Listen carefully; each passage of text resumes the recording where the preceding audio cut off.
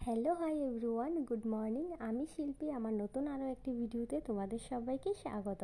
এখন সকাল 5টা বাজে। তো ঘুম থেকে উঠেই দেখো একদম রেডি হয়ে পড়েছি। সবাই মিলে যাব হচ্ছে আমার মেজো বোনের ননদের বাড়িতে। তো ওইখানে একটা অনুষ্ঠান আছে, ওই জন্যই যাব। তো ওইখানে যাওয়ার জন্যই কিন্তু সবাই মিলে রেডি হয়ে পড়েছি। এইদিকে দেখো আমাদের কিন্তু টোটোও চলে এসছে। এই টোটো করে এখন আমরা সবাই মিলে যাব স্টেশনে। স্টেশন থেকে তারপর ট্রেন ধরে চলে যাব বোনের ননদের বাড়িতে। আজকে কিন্তু আমরা সব বোনেরা আর মা বাবা আমরাই যাচ্ছি। বোনের হাজব্যান্ডরা যাবে না, আর আমার বরমশাই তো বাড়িতেই থাকে না, তোমরা সবাই জানো। এইদিকে দেখো আমাদের বাড়ির কাজ কিন্তু চলছে, মোটামুটিভাবে কমপ্লিট। ভিতরের কাজ পুরো কমপ্লিট, বাইরের দিকটা এখনও কাজ রয়ে গেছে।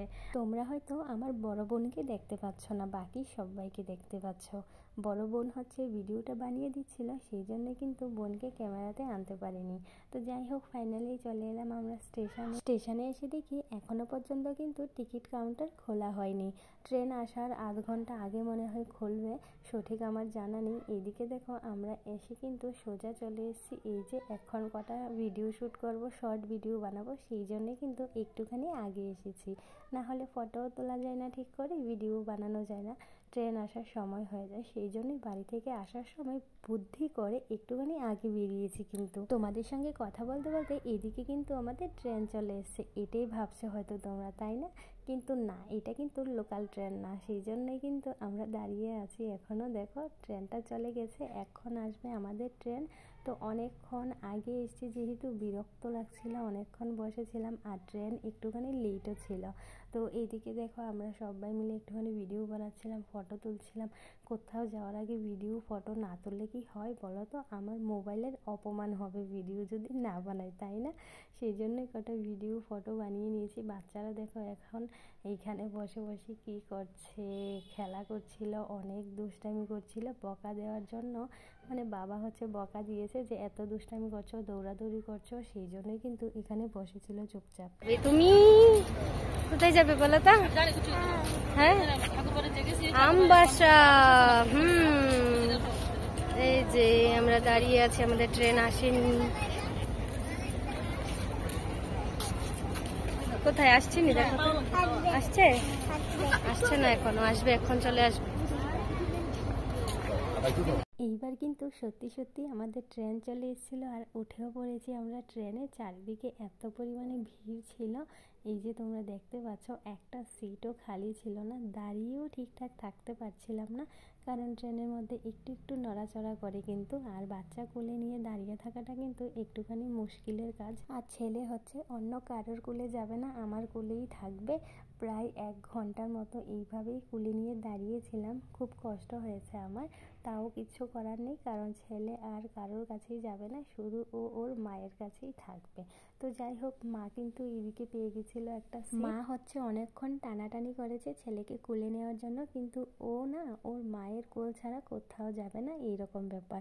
তো যাই হোক, ফাইনালি কিন্তু আমরা সবাই সিট পেয়ে গেছি। তেলিয়ামুড়া পার হওয়ার পর সিট পেয়েছি, তারপর বসেছি। আর এদিকে দেখো বাবা কিনেছিল ঝালমুড়ি, ঝালমুড়ি খাচ্ছিলাম। ঝালমুড়ি আমি খাইনি যদিও, আমি খেয়েছিলাম শুধুমাত্র নারকেলটা খেতে আমার ভীষণ ভালো লাগে। ঝালমুড়ি অতটা ভালো লাগে না, কেমন একটা মশলা দিয়ে মাখায়, আমার একদমই পছন্দ না এই ঝালমুড়ি।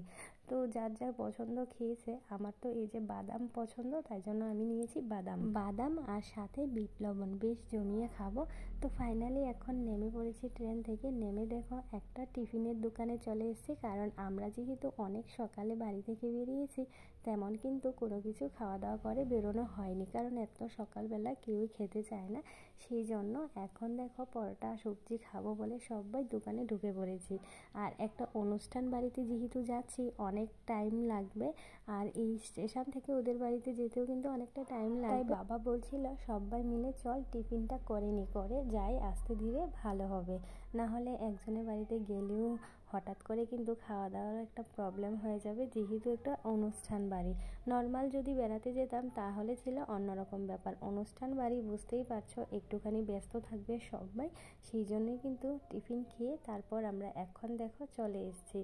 এসে কিন্তু আমরা বাড়িতে একটুও বসিনি, ওইদিকে কিন্তু কাজ চলছিল আর এদিকে আমরা ঘুরতে চলে এসেছি। এত বড় মাঠ পেয়ে একদম ঘুরতে চলে এসেছি, কারণ এইরকম মাঠ আমাদের ওইদিকে দেখাই যায় না বলতে পারো তোমরা, থাকলেও অতটা যাওয়া হয় না, অনেকটা দূরে। সেই জন্যই ভাবলাম বাড়ির পাশে যেহেতু একটুখানি মাঠ আছে, একদম খোলামেলা, ভালোই লাগছিল দেখতে, তো একটুখানি ঘুরে আসলাম। তারপর বাড়ি এসে দেখো এখন বসে পড়েছি খেতে। আর এই যে মাসিমণিকে দেখতে পাচ্ছ আর পেছনে দেখতে পাচ্ছ ওই যে আমার মা, দুজনে কিন্তু ছোট্টবেলার বান্ধবী ছিল। তো অনেক দিন পর দেখা হয়েছে, বেশ গল্প করতে কিন্তু ব্যস্ত ছিল দুজনে। তো ভাবলাম চলো তোমাদেরকে একটু দেখাই আমার মায়ের ছোট্টবেলার বান্ধবী। তো ওগুলো একদম মানে স্মৃতি হয়ে থাকবে এই জিনিসগুলো। তো ফাইনালি এখন দেখো খাওয়া দাওয়া করে একটু রেস্ট করে কিন্তু আমরা আবারও বেরিয়ে পড়েছিলাম বাড়ির উদ্দেশ্যে, কারণ আমরা বিকেলবেলা বাড়ি ফিরতে হবে। তো ট্রেন তো একটাই, সেই 4:30 না 5টার সময় ছিল। তো ওই টাইমের আগেই কিন্তু আমরা স্টেশনে এসে দাঁড়িয়ে আছি। আর এইখানে দেখো কত সুন্দর সবজি বসে আছে, সবজি নিয়ে নিয়ে বসে, ভালো কিন্তু একদম টাটকা টাটকা সবজি পাওয়া যায় এই টাইমটাতে। তো ফাইনালি আমরা ট্রেন ধরে একদম কিন্তু চলে এসেছি বাড়িতে। আর এসে দেখো একটা বোনের বাড়ির পাশেই আর কি একটা পুকুর ছিল, পুকুরটাতে কত সুন্দর দুইটা হাঁস জলের মধ্যে খেলা করছিল, দেখতে কিন্তু ভীষণ ভালো লাগছিল। তো ভাবলাম চলো তোমাদের সঙ্গে একটুখানি শেয়ার করি। তো চলো আজকের মতো ভিডিওটা এখানেই শেষ করছি, টাটা সবাই।